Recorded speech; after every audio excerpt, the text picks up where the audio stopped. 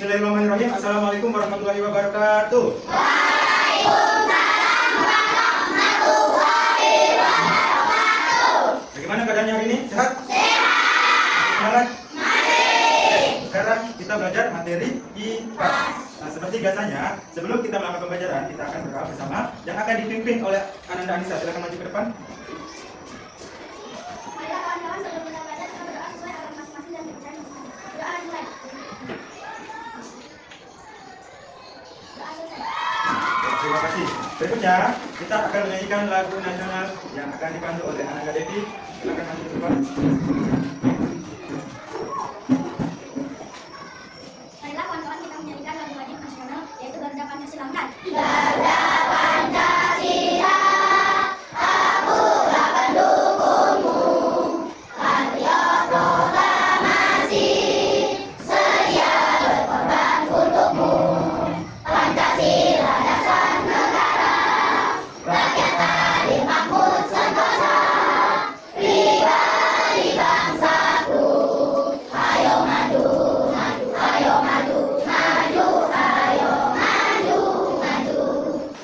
Kita sudah masuk di topik C, yaitu awas kita bisa dihukum.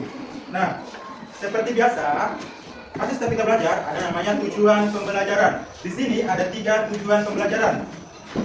Coba Reza bacakan nomor 1 tujuan pembelajarannya di atas. Sini Reza. Siswa dapat mengetahui apa yang dimaksud dengan hukuman. Yang kedua, Devi. Siswa dapat membedakan hukuman berat dan hukuman ringan. Yang ketiga, Akiza. Siswa dapat mengantisipasi hukuman dengan matang. Oke, jadi itu setelah kita selesai tujuan pembelajaran ini kita akan capai bersama. Lanjut. Nah, sebelum kita masuk ke dalam materi, kita akan mengingat pembelajaran yang kemarin tentang IPAS. Sudah pernah tentang norma, pernah kan? Tentang aturan tidak tertulis. Nah, di sini ada soal pengertian perbedaan peraturan tertulis dan tidak tertulis. Siapa yang bisa jawab? Anissa, oke.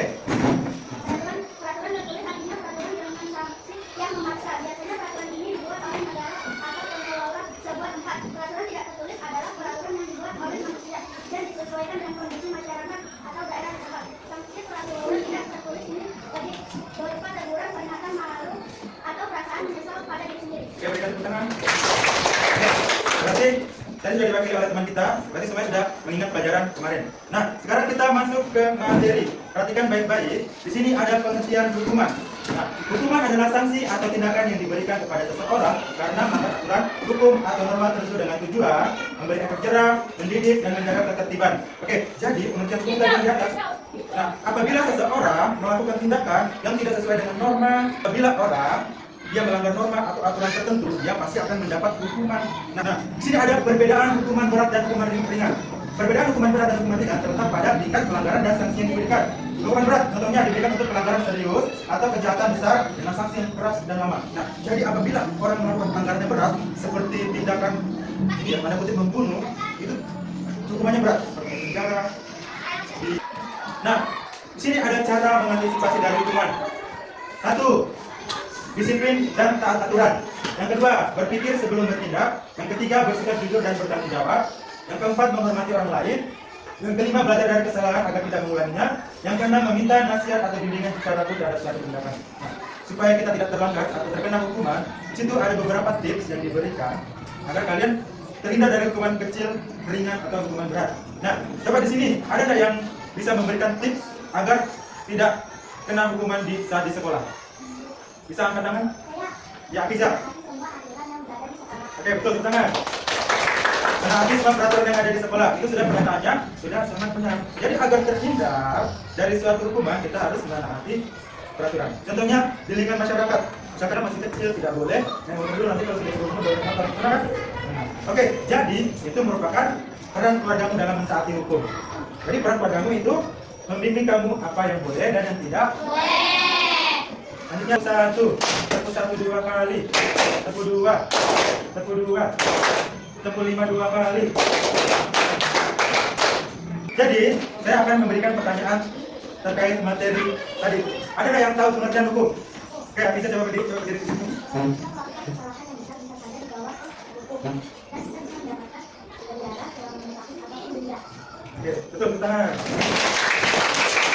Nah, di dikasih pengertian hukum. Oke, sekarang saya mau tanya, apa tujuan pemberian hukum sampai misal? Tania.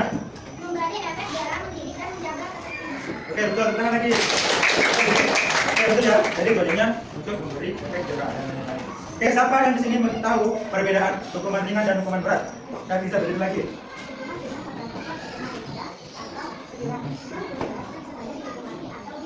Ya, betul. Oke, sekarang saya ingin menanyakan satu soal terakhir yang bisa angkat tangan, bisa dijawab lebih dari satu orang. Nah, tadi kan di materi kita sudah mengetahui cara-cara mengantisipasi untuk terhindar dari hukuman. Ada yang bisa menyebutkan cara-caranya? Tanya. Ya. Berpikir sebelum bertindak. Oke, betul, tepuk tangan. Disiplin dan taat aturan dan berpikir sebelum bertindak. Ada lagi? Saya akan memberikan gambar ini diwarnai sesuai dengan bentuknya, boleh warnai sama-sama. Kita gambar ini.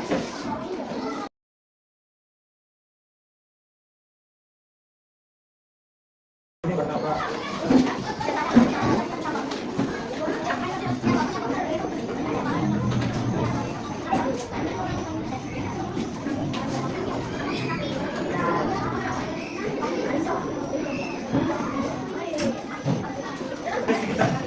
Baik, sampai di sini pembelajaran kali kita ini.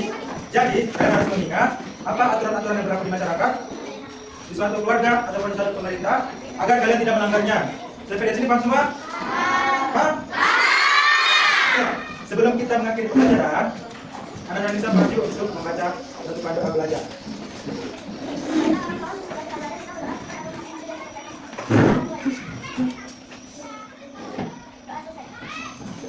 Baik, terima kasih untuk kehadirannya hari ini. Kita akan lanjut di pertemuan selanjutnya. Saya mengakhiri dengan ucapan wassalamualaikum warahmatullahi wabarakatuh.